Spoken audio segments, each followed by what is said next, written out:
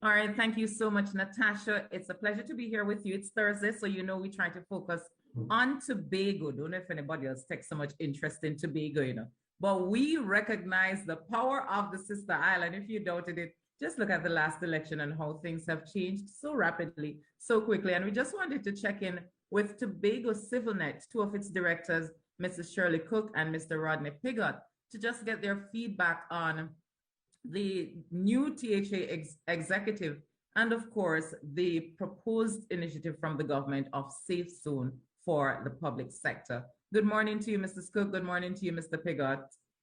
Good morning, Trinidad. Good morning, Tobago, Trinidad. Thank you so much for joining me this morning, ladies and gentlemen. So, initial reaction to the election results? Well, clearly, Tobago has what you feel on the ground is a breath of fresh air. I think we have, it seems like Tobagonians have been waiting for this moment for a long time, and particularly within the last year or few months since a previous election. So basically, what you feel on the ground is that people are relieved that there is now a clear mandate because the stagnation with the stalemate has been dragging on too long, and they were able to really differentiate between the two types of leadership and were able to choose. Yeah. And Mr. Pigott, what are some of the expectations the CivilNet has of the new THA executive? Right. Thank you, Natalie. Great question. And first of all, Tobago is trending around the world. We're very popular.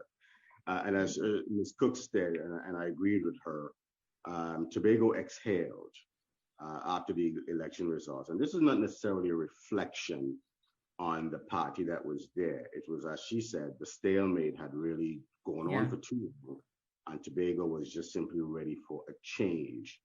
But what we're looking for from the new THA is to literally be a new THA, bring something new to the table.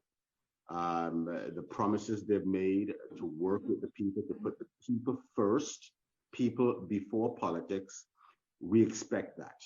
That is what we expect them to do, is to literally put people before politics. And so far, they're off to a very good start. So far, we're seeing them doing things in such a way to be very transparent. They seem to be keeping the people in the loop as to what they're doing, not after they've done it, but before they do it, they're informing the people this is what we're going to do. And then the people are actually seeing it being done. So that is a good indication that if that keeps up, if those steps keep up, then Tobago may very well be on a rising plateau to achieve its goals. Right. And I know that, even before the January 6/6 deadlock, that Tobago is in a peculiar position with its tourism product. What do you think they need to do at this point now to get things back on track? Because we're still in a pandemic, the borders are open, but we're still in a pandemic and we still have some restrictions in place. Okay. Well, with respect to tourism, this is a new, fresh administration that's young, not very experienced in governance, but has the kind of political ideology and the way and the understanding of what the people have been clamoring for a long while, not only with tourism, but for many other sectors. But since you mentioned tourism, the expectations are very high for this administration because tourism in Tobago has been dying over the last 10 years. The pandemic has just how I like to put it is that we have conducted the burial of tourism on the island. That's what the pandemic has done. But prior to that, it has been dying. It had little spurts of hope, but in general, it has been dying. What this administration needs to do is, first of all, in addition to reaching out to all the sectors, they must develop a tourism plan for this island. In that plan, they must know and audit what are the tourism assets, the human assets, the physical assets, the natural assets of the island. They need to then do a different kind of marketing that reaches out to the diaspora of this island to drive visitorship to the island. They also has to do some internal cleanup, what I call, we have to enhance our product. And that means once you have identified our assets, you need to prepare those in a manner that would be attractive to the visitors. So there is a lot of work to be done. In addition to that, Tobago is the kind of place we talk about eco and natural and health and wellness is something that they need to push. And in order to push that successfully, they need to introduce a robust community tourism program. This is where the communities would be able to manage their tourism assets. And in fact, based on the various conferences since the pandemic, the new visitors, the new travelers are looking for that kind of tourism. They're looking for a more intimate, eco, but yet cultural experience. And Tobago is poised to promote that.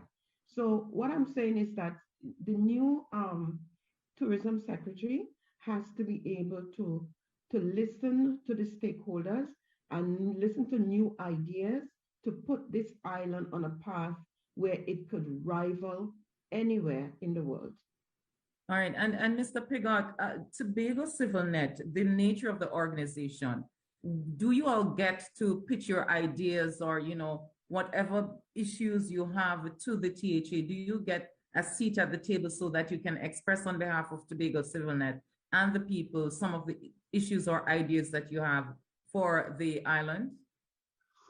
Well, we hope, one of our hope, as you indicated, what is expected of the THA, one of our hope is that civil society will have a seat at the table. It does not necessarily have to be through the organization of CivilNet, but civil society itself must have a table.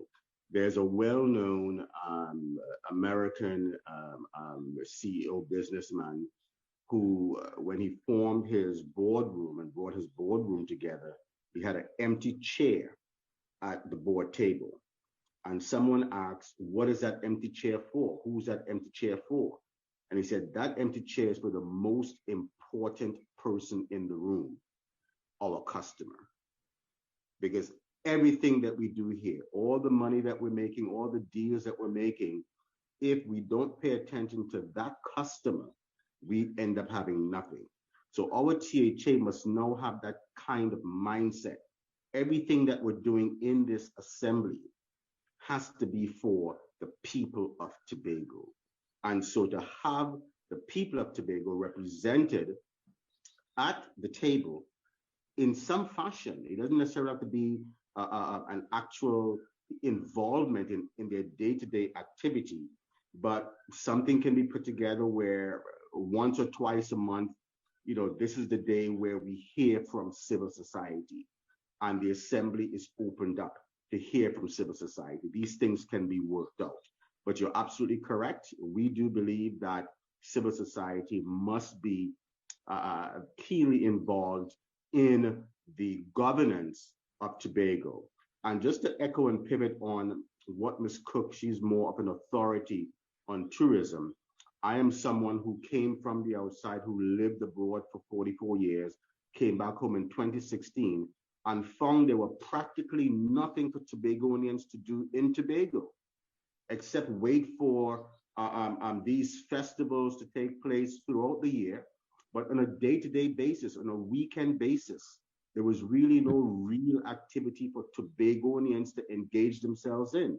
So I want the Secretary of Tourism to hear loud and clear that tourism must begin at home. Tourism must begin at home. We must put things in place for Tobagonians to engage themselves in on a regular basis so that when the tourists come, they simply come to enjoy what we are already enjoying. Yeah. And as you talk about, having civil society involved in the decision making. We got more or less a decision from the Prime Minister 2 weeks ago suggesting that they're going to be making public sector safe zones going forward. And I heard the THA Chief Secretary, Farley Augustine, saying that at cursory glance, this could be devastating for the THA, just based on the fact that it employs so many of the people on the island. And because the vaccination is so low that if people are supposed to be furloughed, maybe even those who are coming out to work won't be able to do what they're supposed to do or even get paid. Where does CivilNet stand on the issue? Should we go forward with making the public sector safe zones? Now, this whole concept of safe zone should be based on some kind of scientific knowledge that the virus would not spread within the safe zone. Now, the world is grappling with this kind of mandatory vaccination issue. The world, Trinidad and Tobago is not alone. But it must be based on science, and it must be based on the fact that you are not impeding on people's rights. The fundamental principles of democracy is about people's rights. And yes, we understand that there is a national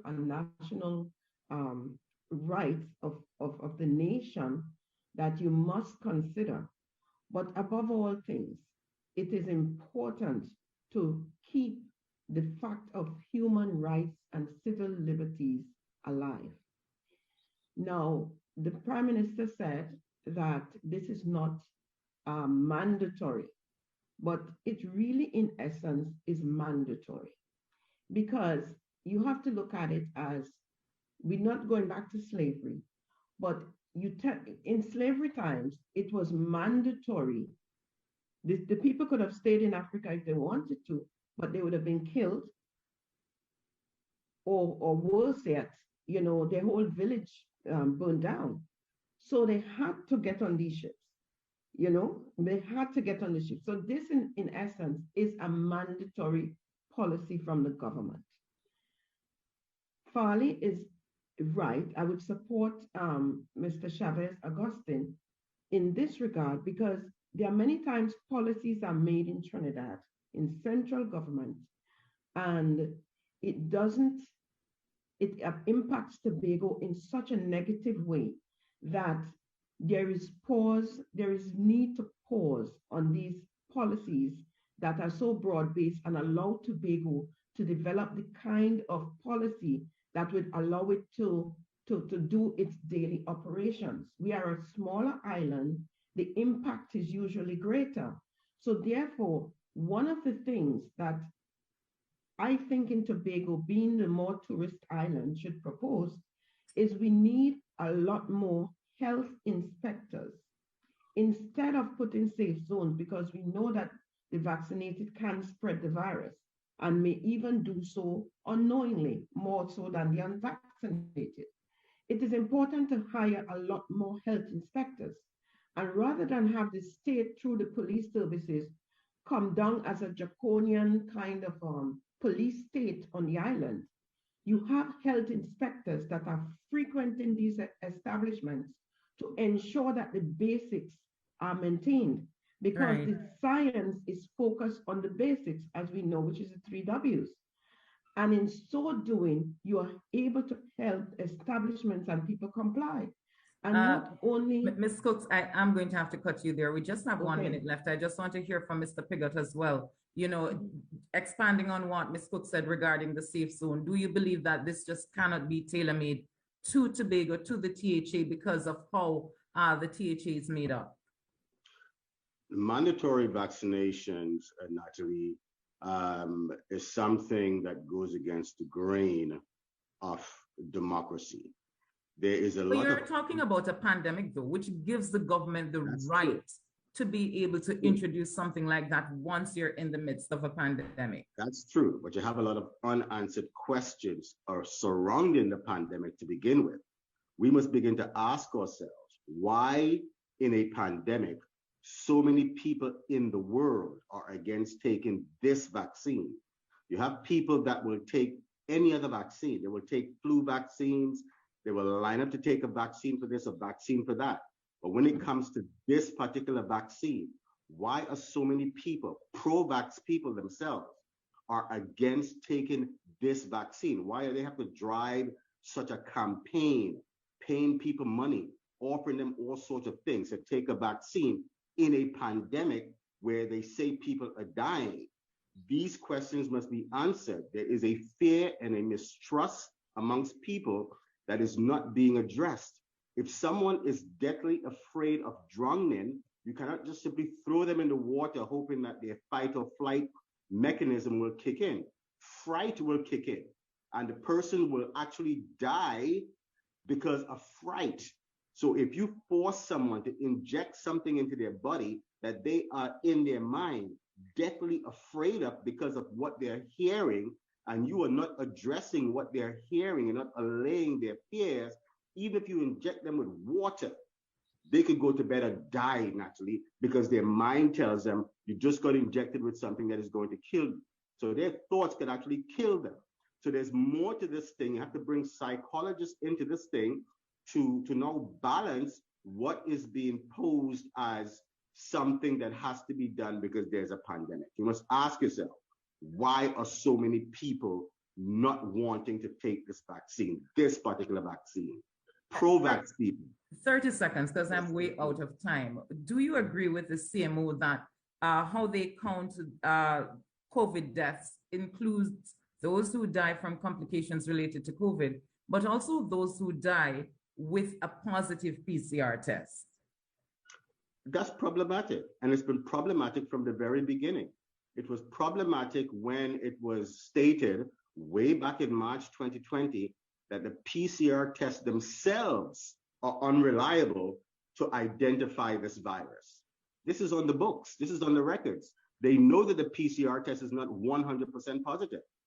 There are people who have tested a papaya and found COVID in a papaya based on a PCR test.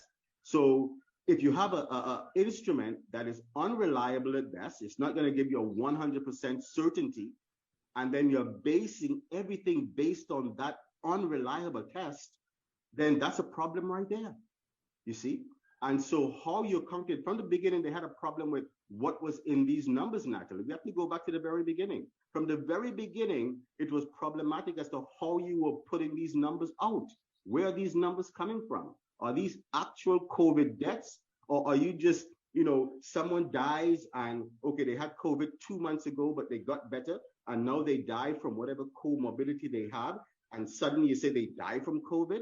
People have a problem with these numbers to begin with. So when you put these numbers out, people are looking, is that actually 40 or is that 20? All right.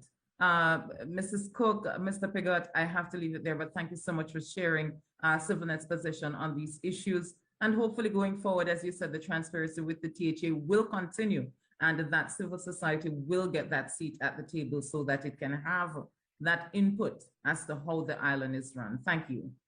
Thank you, Natalie. Have a good day. All right, guys, a lot more coming up in the program. Stick around. We go to a short break and we'll be right back.